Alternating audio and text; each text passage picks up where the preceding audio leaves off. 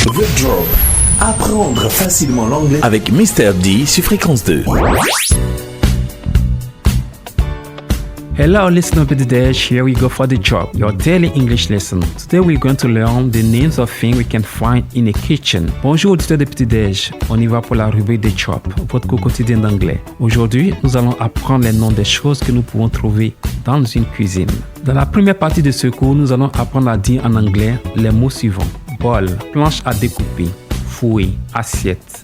Verre. Bol se dit en anglais bowl. On répète. Bowl. Planche à couper se dit en anglais cutting board. Cutting board. On répète. Fouet se dit en anglais whisk. Whisk. On répète. Assiette se dit en anglais plate. Plate. On répète. Verre se dit en anglais glass. Glass. On répète.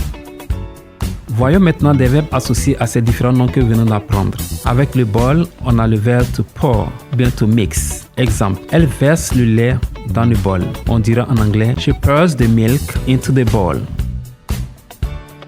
Avec la planche à couper, on a le verbe découper, qui se dit en anglais to chop. Exemple, je découpe les tomates sur la planche à découper. En anglais, on dira, I chop the tomatoes on the cutting board. Avec le fouet, on a battre, qui se dit en anglais beat, ou bien to whisk, on répète.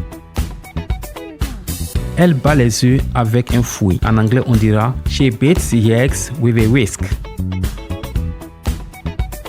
Avec l'assiette, on a le verbe servir, qui se dit to serve. Exemple, je sers le repas dans une assiette propre. En anglais, on dira I serve the meal in a clean plate. I serve the meal in a clean plate. Avec le verre, on a le verbe boire, to drink. Exemple, il boit de l'eau dans un verre. He drinks water in a glass. Thanks for learning with Mr. D. That's the end of today's English program. The Drop. Apprendre facilement l'anglais avec Mr. D sur Fréquence 2.